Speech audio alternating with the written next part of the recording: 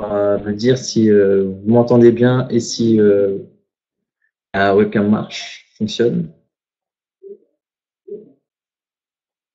On va bientôt commencer la présentation. Madame Pesard va arriver dans quelques instants. Webcam et audio, ok, merci Monsieur Bouni. Super. Bon, j'espère que c'est top pour tout le monde. D'accord, bien entendu Madame Rollo, merci.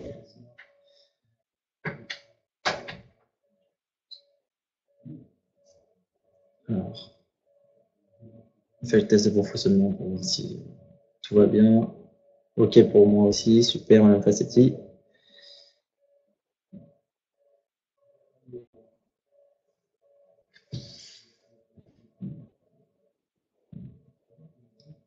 Super, ça a l'air de fonctionner pour tout le monde. On va bientôt pouvoir démarrer. Alors bonjour à tous et bienvenue pour le webinaire Dirigami version 2. On est très content aujourd'hui de vous accueillir et de vous présenter cette nouvelle version, cette version 2 améliorée de Dirigami. Alors je me présente pour les personnes qui ne me connaissent pas encore. Je suis Monsieur In, le chargé d'affaires de DiriPS. Donc je suis sur le plateau commercial. J'introduis aujourd'hui ce webinaire. Donc Madame Pesard va vous faire une petite démonstration qui va durer à peu près une demi-heure et ensuite il y aura des questions-réponses si vous le souhaitez.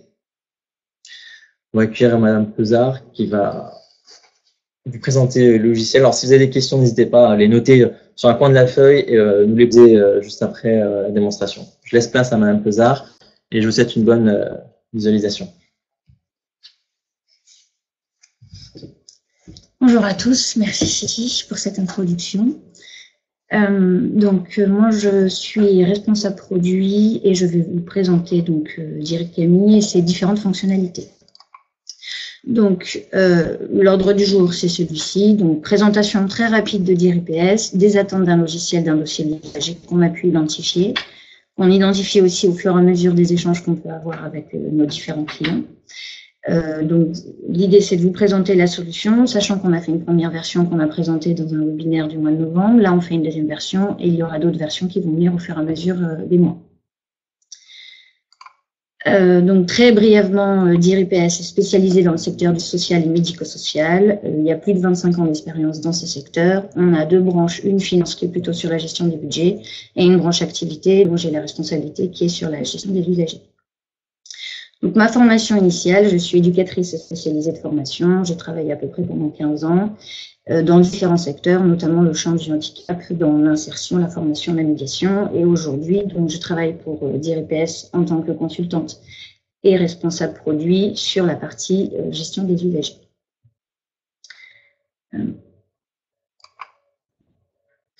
Alors, ce qu'on avait identifié comme attente d'un logiciel d'un usager, c'est d'être bien évidemment en conformité avec les réglementations, donc ça comprend notamment le RGPD, d'être respectueux des droits des usagers, d'être le plus simple possible, intuitif et accessible à tous, qu'il soit le plus personnalisable en fonction de vos besoins, que vous ayez notamment un dossier administratif qui soit le plus complet possible, et sinon de pouvoir ajouter des items en fonction toujours de vos besoins, et de pouvoir l'intégrer à la totalité de notre gamme. Donc aujourd'hui, on a Dirigami usager, Dirigami facturation, et l'idée ce serait de pouvoir développer de plus en plus Dirigami pour que en fait vous ayez qu'une seule et unique porte d'entrée. Donc la solution, elle comprend aujourd'hui la notion d'usager, donc avec son dossier, la partie facturation, la partie des ressources avec la participation aux frais d'hébergement et la télétransmission aux caisses d'assurance maladie. Bien évidemment, on peut choisir un ou deux modules en fonction des besoins. Donc l'idée, c'est d'avoir une seule page de connexion pour la totalité du logiciel, d'avoir un écran, un outil qui s'adapte à la forme de mon écran, avec une ergonomie qui soit la plus travaillée possible, avec tout en respectant le côté intuitivité d'un outil. Donc la version 1, je vous le fais très brièvement parce que l'idée c'est de vous présenter la version 2. Donc on a intégré la notion de droit des utilisateurs avec un paramétrage assez fin pour dire telle ou telle personne peut avoir ou pas accès à tel module du logiciel. Donc c'est vous qui définissez ces droits. Après, donc, on a intégré un dossier administratif qu'on complète au fur et à mesure du temps avec une gestion électronique des documents qui permet d'intégrer, d'importer et d'exporter vos propres documents. Il y a la notion de calendrier des usagers, donc avec un calendrier des présences et des absences des usagers, qui permet d'avoir aussi un compteur de ces présences pour dire il y a tel motif d'absence pour tel usager. Et après, vous pouvez avoir une vue d'ensemble sur la section sur l'établissement. De permettre à l'usager, bien évidemment, d'accéder lui-même à son propre dossier et juste à son dossier et pas au reste des dossiers des autres usagers. Et bien évidemment, d'être conforme avec la réglementation européenne. La version 2, donc en préambule, j'ai oublié de préciser qu'on travaille conjointement avec une société qui s'appelle JP Conseil. Donc nous sommes 2 sociétés à travailler sur Dirigami. Et l'idée, c'est je trouve un mot, d'associer nos compétences pour proposer un produit de qualité qui convienne à nos différents utilisateurs. Donc les fonctionnalités sont développées entre JP Conseil et nous, mais peu importe. Le principe, c'est que vous n'avez qu'un seul logiciel. Et donc dans la version 2 de Dirigami, on a modifié l'ergonomie. Donc on a fait travailler des ergonomes sur ce dossier pour que justement ce soit le plus ergonomique possible, le plus fluide possible. On a modifié le tableau de bord en ajoutant notamment la notion d'histogramme avec toujours la possibilité d'exporter les différents éléments de statistiques que vous avez sur l'écran d'accueil, sachant que le tableau de bord est propre à chaque utilisateur. On a aussi modernisé ou revu notre menu dans le dossier de l'usager qui peut-être va évoluer encore au fur et à mesure en fonction des retours qu'on pourra avoir. Donc, je vous présenterai une arborescence. Et puis, le gros dossier, ça a été d'ajouter un agenda couplé avec le calendrier des présences et des absences. Donc, c'est un agenda des usagers, dans lequel on peut mettre des temps d'accompagnement, et un agenda des professionnels, et aussi un agenda des moyens. Donc, l'agenda des moyens, ça va être notamment les salles, les véhicules. Donc, un usager va avoir une tâche, un temps d'accompagnement avec un professionnel X, dans telle salle ou avec tel véhicule, et donc vous allez avoir une vue d'ensemble qui vous permettra de visualiser tout ça. Sachant que l'usager dans le calendrier des absences a une absence potentiellement tel jour, telle heure, et donc du coup dans l'agenda on verra aussi ce parallèle. Donc les deux seront disponibles au même endroit. Contrairement à la version client-serveur qu'on a aujourd'hui où les informations sont à 2 endroits différents. Bien évidemment, on respecte toujours le règlement européen, donc la réglementation européenne sur la protection des données. Donc on avait déjà intégré, mais on vous a fait quand même un petit laïus là de rappel pour vous décliner un peu comment ça se présente dans le logiciel. Donc on a une authentification avec 12 caractères, des caractères spéciaux, enfin voilà, qui correspond aux recommandations de la CNIL. On a la possibilité de masquer des données qui ne vous sont pas nécessaires. Donc, en fait, le principe, c'est de dire, je consulte, dans la fiche d'un usager, il y a des informations dont je n'ai pas besoin. Donc, comme le RGPD dit, si j'en ai besoin, je dois pouvoir l'expliquer. Là, j'en ai pas besoin, donc je le masque. Peut-être que demain, j'en aurai besoin parce que la demande de l'État ou de mes partenaires a évolué. Du coup, je vais pouvoir réutiliser cette information, enfin, en tout cas cet élément que potentiellement j'avais pu masquer. Après, dans le même principe, en tout cas, ça se passera au même endroit. L'idée, c'est de pouvoir archiver, de supprimer.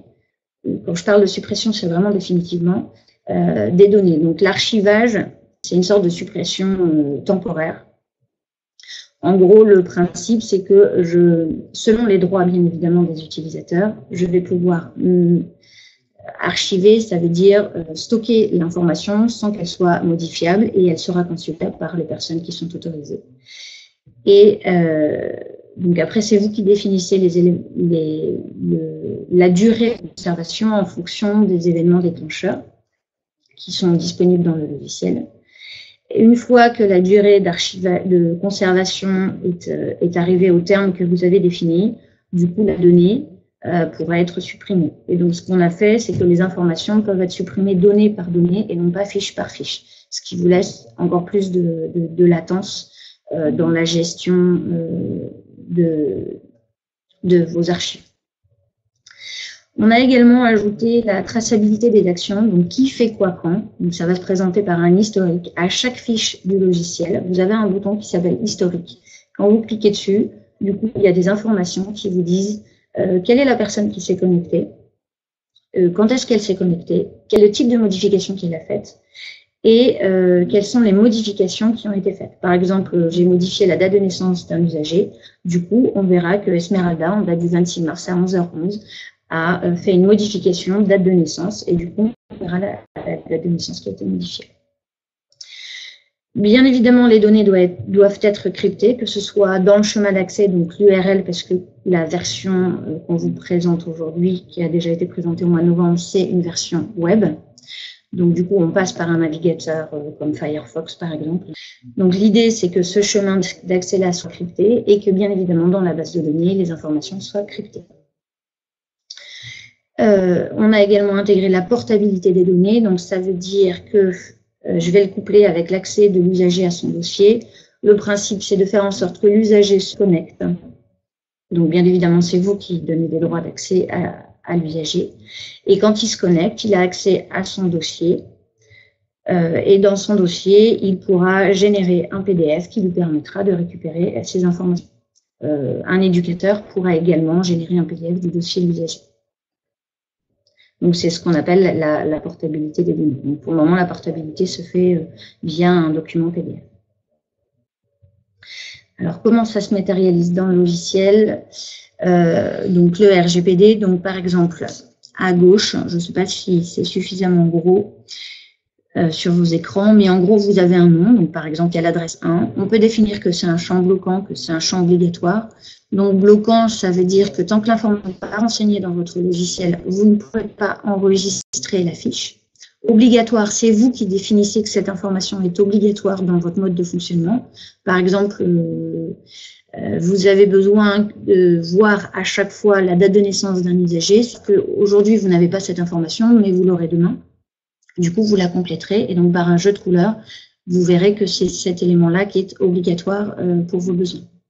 Après, donc, il y a la possibilité de cacher. Donc, si je prends ma souris ici, on peut cacher cet élément. Donc, c'est avec le principe du on-off. Donc, je n'en ai pas besoin, je le masque. Demain, j'en ai besoin, je le démasque. Et après, je peux archiver l'information. Donc, c'est pareil, toujours le principe du on-off. Donc, je vais définir un événement déclencheur. Donc, là, par exemple, j'ai choisi de dire que c'était lié à la date de sortie de mon séjour et que je conservais cette information pendant 4 ans. Et puis, en dessous, j'ai pris exactement les mêmes informations, sauf que ma durée d'archivage, c'est pendant 1 an sur mon adresse 2. Comment ça se matérialise dans mon outil? Ici, devant adresse 1, je vais avoir un cadenas avec la possibilité en face de consulter l'information. Et l'adresse 2, je vais avoir une poubelle avec l'impossibilité de consulter cette information puisqu'elle est définitivement supprimée, que ce soit dans l'outil ou que ce soit dans la base de données. Voilà comment ça peut se matérialiser dans l'outil. Et l'historique, donc la traçabilité des actions, fonctionne comme ça. Il y a un bouton historique qui est dans la fiche, qui est celui-ci. Et donc, une fois que vous êtes dedans, vous avez l'utilisateur, donc les différentes actions de l'utilisateur, avec les dates de connexion, les types d'actions, donc ça peut être de la création, de la modification, et puis les champs qui auront été concernés par mon action, donc de création ou de modification. Donc là, on voit que j'ai modifié, enfin que j'ai créé un nom, un prénom, un sexe, une date de naissance, un âge, etc. Et à chaque tableau qui aura cette forme-là, je pourrais faire une recherche. Donc là, par exemple, j'ai fait une recherche où j'ai commencé à taper Daniel. Et donc, il m'a proposé l'endroit où il y avait écrit seulement Daniel. Donc, si j'avais eu plusieurs lignes, j'aurais eu toutes les lignes qui composaient le mot Daniel. Je n'ai pas écrit Daniel en entier. à l'affichage. Voilà un peu comment le RGPD peut se manifester dans le logiciel. Donc, après, pour poursuivre sur le tableau de bord, quand je me connecte, donc là, je me suis connectée avec l'identifiant Esmeralda, donc j'ai une petite photo qui me représente. Et donc, je vais avoir mon tableau de bord qui sera paramétrable pour chaque utilisateur, c'est-à-dire qu'un chef de service, un éducateur, un kinésithérapeute, un médecin, un directeur, une directrice, ne verra pas forcément les mêmes informations en fonction des droits qui auront été définis dans la partie administration. Bien évidemment, c'est vous qui avez les droits pour définir cette gestion des utilisateurs. Donc aujourd'hui, on a par exemple la possibilité d'afficher un histogramme. Donc moi, j'ai la répartition par sexe dans mon périmètre, dans mon IME actuellement, donc sur mon année 2018, où je vois que j'avais tant d'hommes et tant de femmes. Et ces éléments-là, donc via un bouton qui se trouve ici, qui représente l'export Excel, peuvent être exportables sous Excel avec les données. Et donc du coup, vous pouvez refaire votre document en fonction de vos besoins, notamment pour les activités. Mais pas que, parce que là, je vous ai mis des histogrammes, mais en fait, vous pourriez avoir une liste, donc la liste des actifs qui sont présents dans l'établissement, la liste des noms, prénoms, la liste des membres de la famille, toute forme de liste, en fait. Vous avez soit des tableaux, soit des graphiques, comme ce qui est représenté là à l'écran avec la répartition par sexe et la pyramide des âges, soit des listes. Et le principe, c'est que quand vous êtes sur notamment une liste, en fait, vous cliquez dessus et vous arriviez dans le dossier de l'usager pour pouvoir aller modifier l'information si nécessaire. Le menu, donc je vous disais qu'on avait retravaillé l'ergonomie et l'organisation du menu. Donc là, par exemple, on a un item information et puis après, là, on va avoir un bouton en plus qui va nous permettre d'ouvrir pour aller consulter des éléments qui vont être soit des cases à remplir, soit des tableaux. Avec, à chaque fois qu'il y aura un tableau, c'est parce qu'il y aura un historique des actions. Donc, par exemple, dans notification, on va avoir bien évidemment plusieurs notifications, disons, de type MDPH. Donc, je verrai qu'il y a une notification qui a été accordée de 2013 à 2018 et qu'il y en a une autre qui a été accordée de 2019 à 2024. Avec les options que vous auriez pu définir, donc qui a accordé cette notification et s'il y a des conditions particulières. Par exemple, pour la visite médicale, je pourrais voir s'il y a des aptitudes, quelle est la date de la prochaine visite médicale, quelle a été la date de la précédente, etc. Comme ça, à chaque fois, j'ai un historique qui s'affiche dans le dossier de mon usager, avec la possibilité, via ce bouton ici, de pouvoir exporter sous PDF tout mon dossier, la totalité de ce qui est ici, en une seule fois. Donc voilà, donc il va y avoir différents items, donc information, séjour assuré, champ complémentaire, c'est s'il n'y a pas d'éléments disponibles qui correspondent à vos besoins dans les items qu'on propose déjà, vous pourrez ajouter des champs complémentaires de type médico-partagé ou de type administratif. Il y a une dimension famille et intervenants qui permet de dire quels sont les membres de la famille et quels sont les intervenants qui interviennent auprès de mon usager. Le parcours professionnel et scolaire et professionnel plutôt dans cet ordre-là de l'usager. La gestion documentaire dont on parlait tout à l'heure. Les évaluations qui sont en cours de finalisation. Donc, vous pourrez notamment intégrer les évaluations de type fin. Donc, vous avez une fonction, des besoins, des actions. Les actions sont reprises dans la. Vous avez besoin de planifier en fonction du besoin 10 séances de kiné. Vous verrez que ces 10 séances peuvent être planifiées dans l'agenda et donc vous pouvez vous assurer que l'évaluation, que les actions planifiées correspondent bien à l'évaluation ou alors réajuster en fonction des besoins. Et l'agenda que je vais vous présenter un tout petit peu plus en dessous de l'usager. Donc, on retrouve à chaque fois le bandeau de l'usager, sachant qu'on a intégré une option qui permet de masquer ces informations pour avoir un visuel de l'agenda plus grand. On retrouve là les éléments du dossier de l'usager. Ici, vous avez des options sur la gauche, ici, vous avez des options sur la droite. il y aura la possibilité de masquer ces options pour agrandir encore plus l'écran, le visuel. Donc là, l'idée, c'est de pouvoir voir l'agenda de l'usager, donc soit à la journée, soit sur 3 jours, donc c'est à la journée avec un système de barres défilantes sur le côté, soit à la semaine, comme ce qui est affiché là maintenant, soit au mois, soit en version liste. Donc c'est mon planning, c'est un système de liste. Vous avez un système un peu similaire, par exemple sur le Google Agenda. Donc le principe, c'est que ça reprend les absences qui ont été mentionnées dans le calendrier des présences et des absences. Donc ici, il y a une absence famille pour mon usager en date du 25 mars. Et puis, ça va lister aussi les temps d'accompagnement qui auront pu être définis. Donc, vous allez paramétrer vos propres temps d'accompagnement. Vous pouvez y mettre des jeux de couleurs. Vous avez un picto devant le temps d'accompagnement, ce qui est plus facile pour des usagers qui n'ont pas forcément la faculté, la capacité de lire.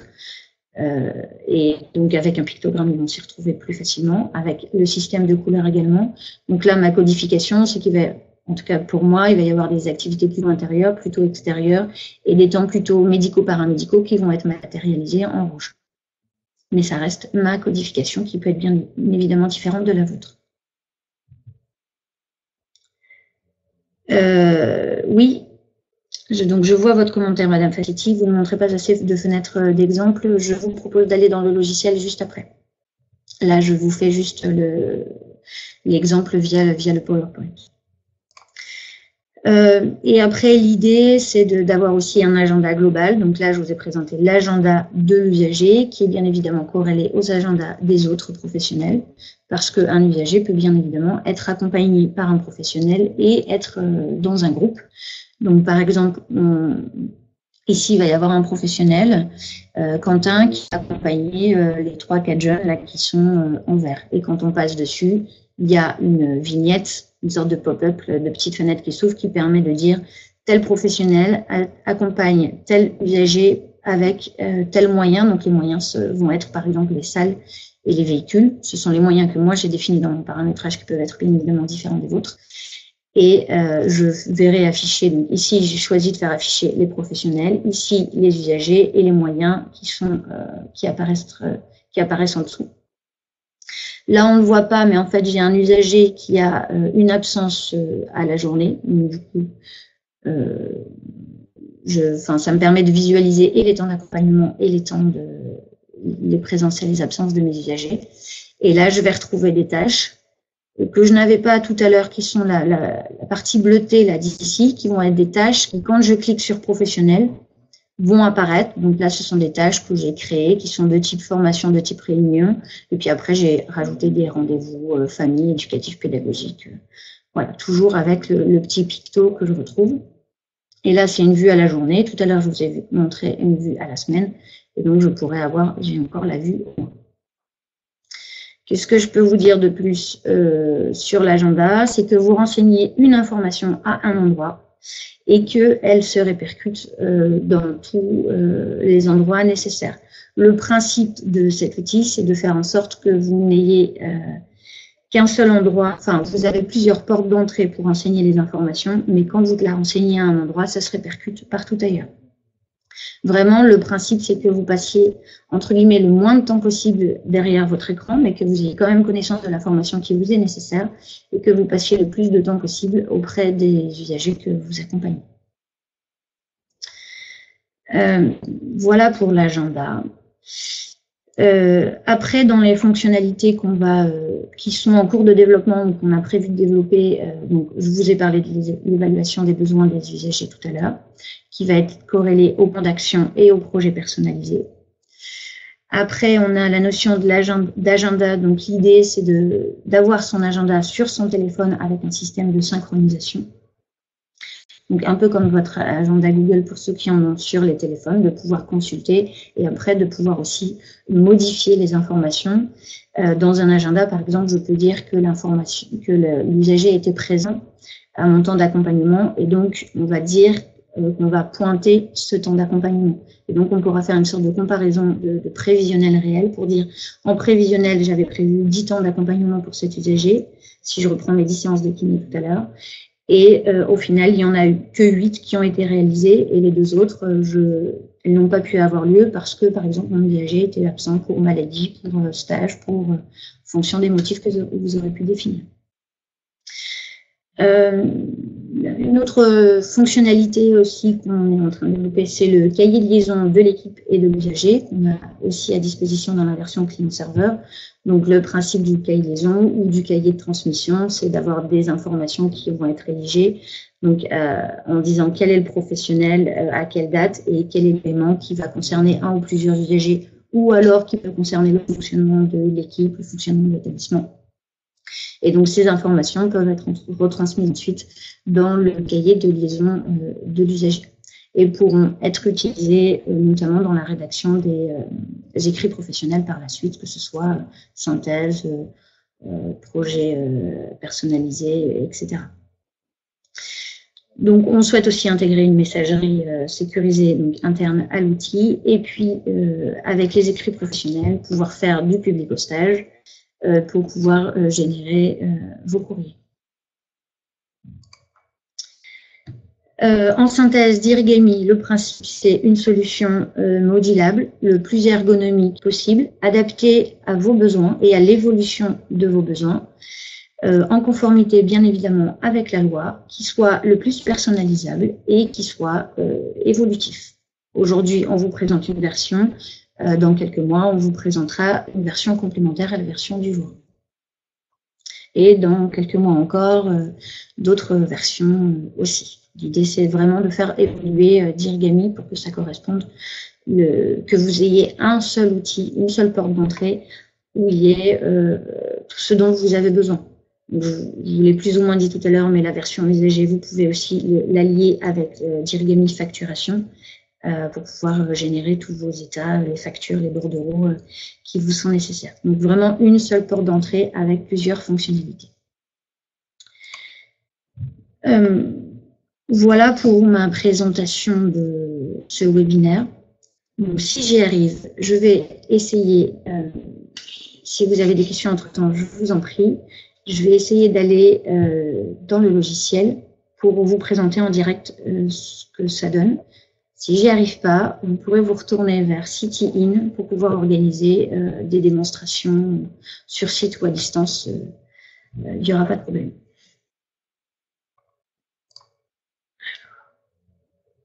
Comment je...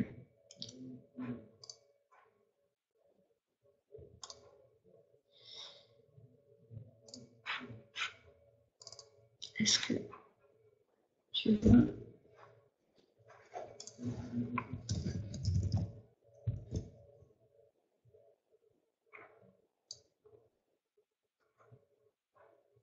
Alors, je ne suis pas une experte des présentations, j'en suis désolée. Une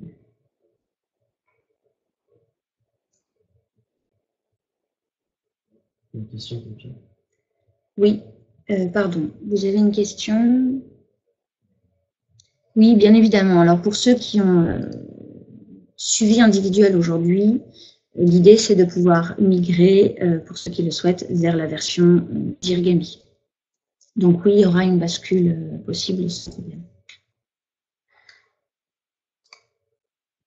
Je suis désolée, je ne sais pas comment faire pour aller...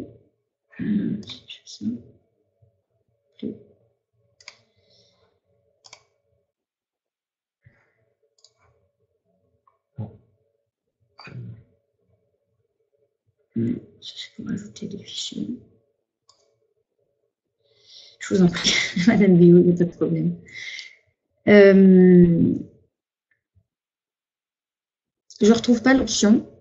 Alors, bonne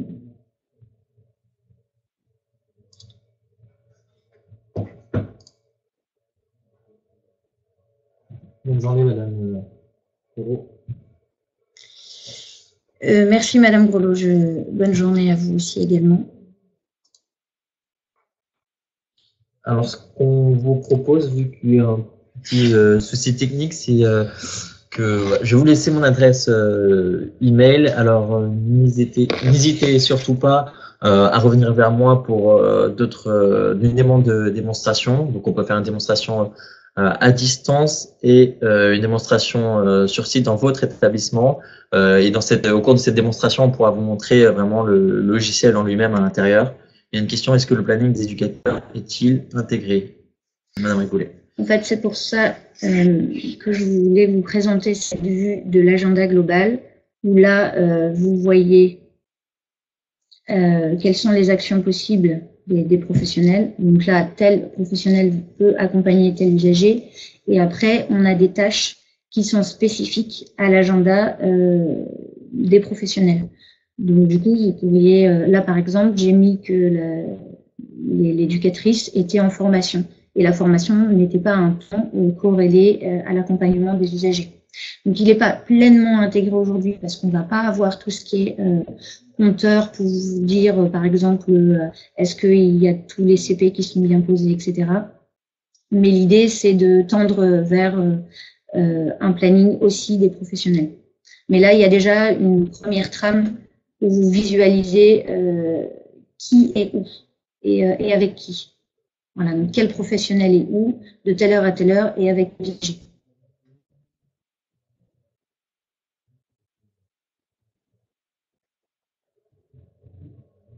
D'accord.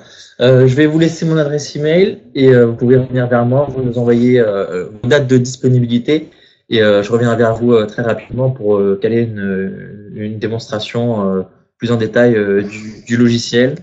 Alors, je vous mets mon adresse email et n'hésitez pas surtout à revenir vers nous pour une démonstration plus complète.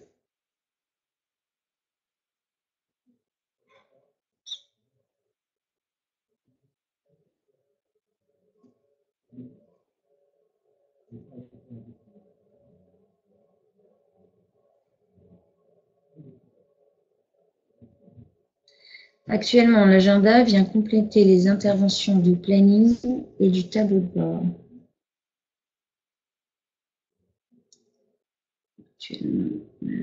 Je n'ai pas bien compris, Madame Rigoulet, dans votre nouveau logiciel. Bonne journée, Madame Bureau. Bonne journée à vous. À bientôt.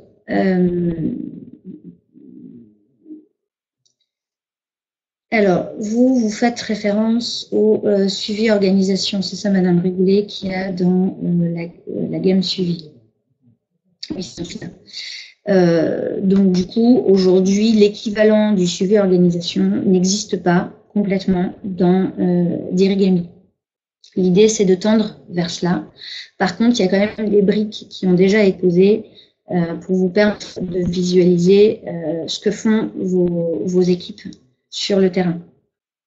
Donc, c'est notamment cette vue-là qu'on peut voir.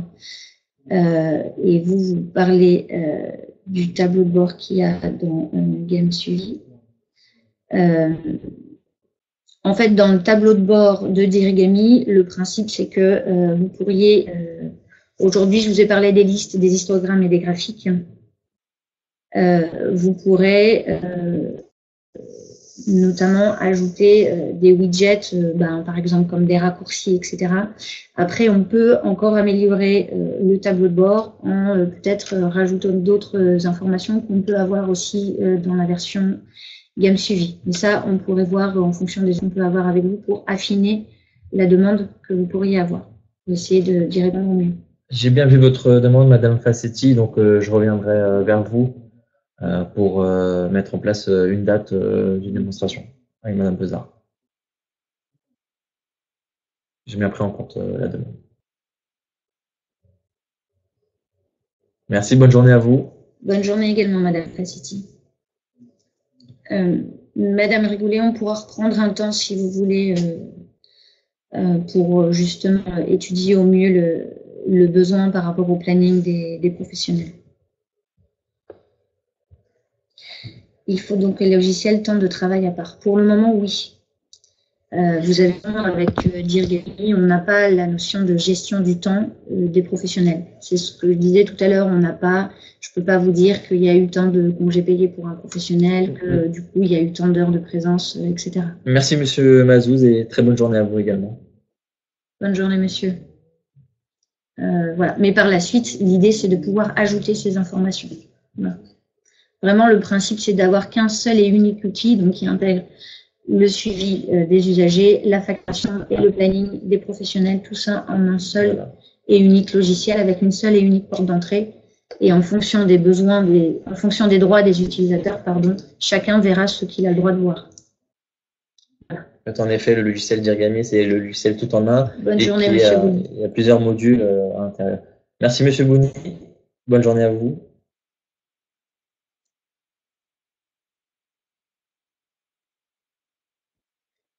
Bah, écoutez, si c'est bon pour vous, je vous propose de clore cette présentation. Merci à tous d'être venus ce matin, d'avoir écouté avoir pris le temps d'écouter notre webinaire. Nous espérons d'avoir été assez clair.